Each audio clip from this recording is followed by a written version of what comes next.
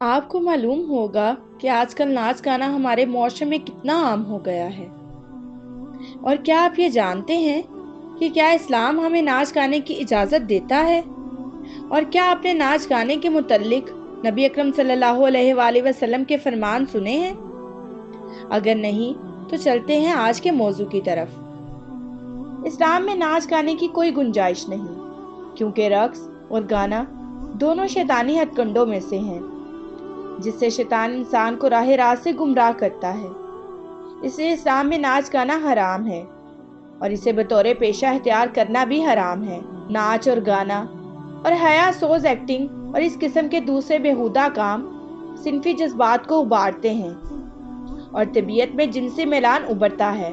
اس لیے تمام زنا کے راستے کے معاون حربے ہیں، اور ترقی پسند لوگوں نے اسے فن آرٹ کا نام دے کر معاشرے میں داخل کر رکھا ہے۔ اس سے اسلامی معاشرے کا تقدس مجروح ہوتا ہے۔ یہی وجہ ہے کہ اسلام نے نکاح کے علاوہ جنسی جذبات کو تسکین دینے والے تمام ذرائع کو حرام قرار دیا ہے۔ چنانچہ ارشاد باری تعالیٰ ہے کہ اور زنا کے قریب نہ جاؤ، بے شک وہ بے حیائی ہے اور بہت ہی بری راہ ہے۔ زنا فحاشی کی انتہا ہے، اس لیے اسے بالکل حرام قرار دیا گیا ہے، اور اس کے ساتھ ہی وہ تمام ذرائع جن سے زنا جنم لے سکتا ہے وہ بھی حرام ہو گئے۔ ناچ گانے سے چونکہ برائی کو فروغ ملتا ہے، اس لیے اس آیت کی روح سے اسلام میں وہ بھی حرام ہے۔ ایک اور مقام پر ارشاد فرمایا گیا، اور کچھ لوگ کھیل کی باتیں خریدتے ہیں کہ اللہ کی راہ سے سمجھ کے بغیر بہکا دیں اور اسے ہنسی بنا لیں، ان کے لیے ذلت کا عذاب ہے۔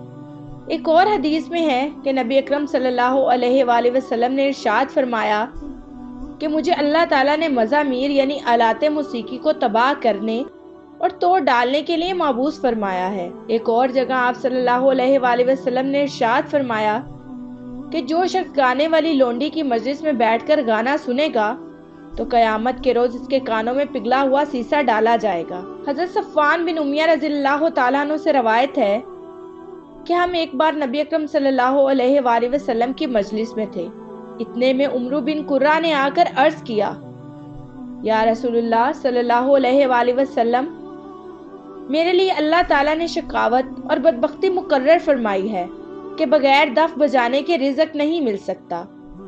آپ مجھ کو گانے بجانے کی اجازت دے دیں، میں فحش گانا نہیں گاؤں گا۔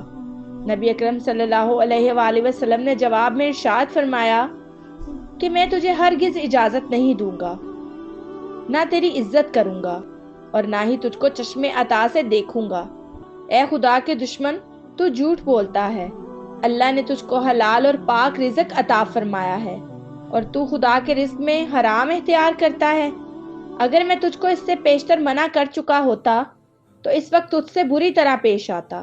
یہاں سے چلے جاؤ اور خدا کے سامنے توبہ کرو۔ یاد رکھ، اگر اب تو نے ایسا کیا تو تجھ کو دردناک سزا دی جائے گی۔ تجھ کو تیرے گھر بار سے نکال کر شہر بدر کر دوں گا اور تیرا ساز و سامان مدینہ کے غریبوں میں تقسیم کر دیا جائے گا۔ یہ باتیں سن کر عمرو بن قرہ نہایت ہی افسردہ ہو کر وہاں سے اٹھ کر چلا گیا۔ جب وہ جا چکا تو حضور اقدس صلی اللہ علیہ وآلہ وسلم نے ارشاد فرمایا، یہی لوگ عاصی اور نافرمان ہیں۔ جو کوئی ان میں سے بغیر توبہ کے مرے گا، حشر میں اللہ تعالیٰ اس کو ننگا کر کے اٹھائے گا، کپڑے کا ایک ٹکڑا بھی ان کے جسم پر نہ ہوگا، اور جب کھڑا ہونے لگے گا تو لڑکھڑا کر گر پڑے گا۔ حضرت ابو امامہ رضی اللہ تعالیٰ عنہ سے روایت ہے کہ نبی اکرم صلی اللہ علیہ وآلہ وسلم نے گانے والی لونڈیوں کے خریدنے اور بیچنے اور ان کو گانے بجانے کی تعلیم دینے سے منع فرمایا ہے، اور ارشاد فرمایا کہ ان کی قیمت کھانا حرام ہے۔ یعنی بعض لوگ ایسے ہیں کہ لہو کی باتیں خریدتے ہیں تاکہ لوگوں کو خدا کی راہ سے گمراہ کر دیں اور اس کو ایک مذاق سمجھیں۔ ایسے ہی لوگوں کے لیے ذلت آمیز عذاب ہے۔ حضرت عبد الرحمن بن عوف رضی اللہ تعالیٰ عنہ نے روایت کیا کہ حضور اقدس صلی اللہ علیہ وآلہ وسلم نے فرمایا، مجھ کو اللہ تعالیٰ نے دو آوازوں سے جن میں حماقت اور فجور پایا جاتا ہے منع فرمایا ہے۔ ایک نغمہ کی آواز، دوسرے مصیبت میں چیخ کر رونے، منہ پیٹنے، گرے بار پھاڑنے اور شیطانی نوحہ کرنے سے منع فرمایا ہے۔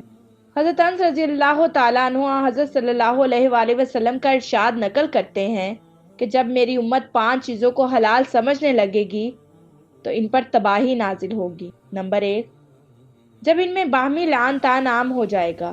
نمبر 2، مرد ریشمی لباس پہننے لگیں گے۔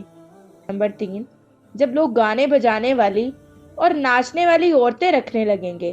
نمبر 4، شرابیں پینے لگیں گے۔